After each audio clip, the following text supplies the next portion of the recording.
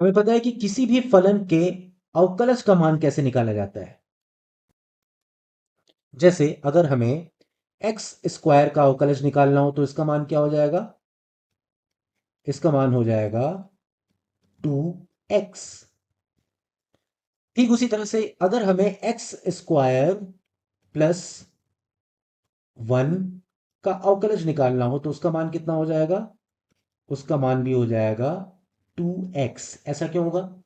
क्योंकि x square के अवकलज का मान तो 2x आएगा ही आएगा। लेकिन जब आप एक, जो कि एक स्थिरांक है, जब आप उसका अवकलज निकालेंगे तो उसका मान शून्य हो जाएगा। क्यों? क्योंकि अवकलज दरअसल किसी भी फलन में परिवर्तन की तात्कालिक दर को दर्शाता है। लेकिन जब भी आप किसी संख्या का अवकलज निकालेंगे तो उसमें परिवर्तन की तात्कालिक दर तो शून्य होगी, क्योंकि परिवर्तन हो ही नहीं रहा है। तो ऐसे में किसी भी स्थिरांक का अवकलज हमेशा शून्य आएगा। ठीक इसी तरह से अगर हम एक्स स्क्वायर प्लस पाई का अवकलज निकालें तो इसका मान कितना हो जाएगा? इसका भी मान हो जाएगा 2x। यानी सामान्य रूप से इस रूप में दिए गए किसी भी व्यंजक का अवकलज निकालने पर उसका मान हमेशा 2x आएगा। यानी हम लिख सकते हैं कि एक्स स्क्वायर प्लस कांस्टेंट या स्थिरांक के रूप में दिए गए किसी भी व्यंजक का अवकलज निकालने पर उसका मान क्या हो जाएगा? उसका मान हो जाएगा 2x। ध्यान से देखिए, ये नियम यहां दिए गए सभी उदाहरणों में लागू होता है। एक्स स्क्वायर का भी निकालेंगे तो 2x आ रहा है। अब यहां पर स्थिर अंक के रूप में कुछ नहीं दिया है, लेकिन यहां पर स्थिर अंक के रूप में आप शून्य मान सकते हैं।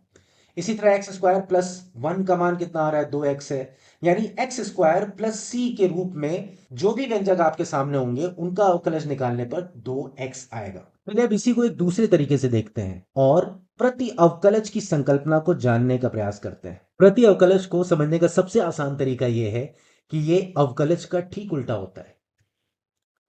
यानी जैसे अवकलज में कोई व्यंजक दिया जाए और कहा जाता है कि उसका अवकलज क्या होगा, लेकिन प्रति अवकलज में इसका ठीक उल्टा होता है। इसमें यह बताना होता है कि दिया गया व्यंजक किस व्यंजक का अवकलज है। तो अगर आपसे कोई यह पूछता है कि 2x किसका अवकलज है, तो मूल रूप से वो प्रति अवकलज जानना चाहता है। तो ऐसे में आप क्या बताएंगे? आप बताएंगे कि 2x एक्स स्क्वायर का भी अवकलज है।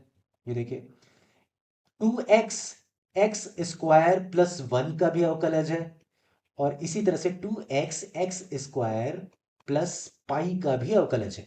और इसी को हम सामान्य रूप में कैसे लिखते हैं कि 2x दरअसल एक्स स्क्वायर प्लस कांस्टेंट या स्थिरांक, इसका अवकलज है।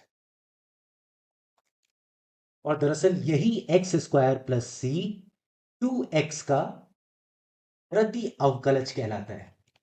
उम्मीद है कि आपको प्रति अवकलज की यह संकल्पना स्पष्ट रूप से समझ में आ चुकी होगी कि प्रति अवकलज आखिर होता क्या है। तो आप खुद सोचिए कि अगर प्रति अवकलज से जुड़े प्रश्नों के लिए इतने बड़े बड़े वाक्य लिखने पड़े, जैसे इसमें लिखा है 2x किसका अवकलज है, अगर इतने बड़े बड़े वाक्य लिखने पड़े तो कितनी मुश्किल हो जाएगी। तो इसी समस्या को हल करने के लिए परंपरागत गणित ने एक चिन्ह का प्रयोग किया जो ऐसा दिखता है। अगर आप चिन्ह को ध्यान से देखेंगे तो लगेगा कि एस के बीच के भाग को थोड़ा सा लंबा कर दिया गया है और ये है प्रति अवकलज का चिन्ह। तो अगर हमें इस वाक्य को, यानी 2x किसका अवकलज है, इसे चिन्ह के सहयोग से लिखना हो तो कैसे लिखेंगे? इसके लिए सबसे पहले तो ये चिन्ह बनाएंगे जो हमने पहले से बना रखा है। उसके बाद लिखेंगे x उस फंक्शन के बाद जिसका प्रति अवकलज हमें निकालना है, यानी 2x। यानी ये पूरा व्यंजक कुछ और नहीं बल्कि 2x के प्रति अवकलज को दर्शाने का एक तरीका है। और हमने इन उदाहरणों से क्या देखा कि इसका मान होगा एक्स स्क्वायर प्लस सी, यानी कांस्टेंट या स्थिरांक। अब आपको लग रहा होगा कि हम इस अजीब से दिखने वाले चिन्ह का इस्तेमाल आखिर करते क्यों हैं, और इस क्यों का जवाब आपको तब मिलेगा जब हम निश्चित समाकलन और वक्र के अंतर्गत क्षेत्रफल के बारे में पढ़ेंगे, और साथ ही आयतों के योगफल और वक्र के क्षेत्रफल का सन्निकट मान निकाल रहे होंगे। अभी चीजों को थोड़ा सरल रखते हुए हम सिर्फ इतना याद कर लेते हैं कि ये चिन्ह किसके लिए इस्तेमाल होता है? प्रति अवकलज के लिए। और यहाँ इस पूरे व्यंजक को हम 2x का अनिश्चित समाकलन कहते हैं, जो कि दरअसल 2x के प्रति अवकलज को दर्शाने का ही एक दूसरा तरीका है।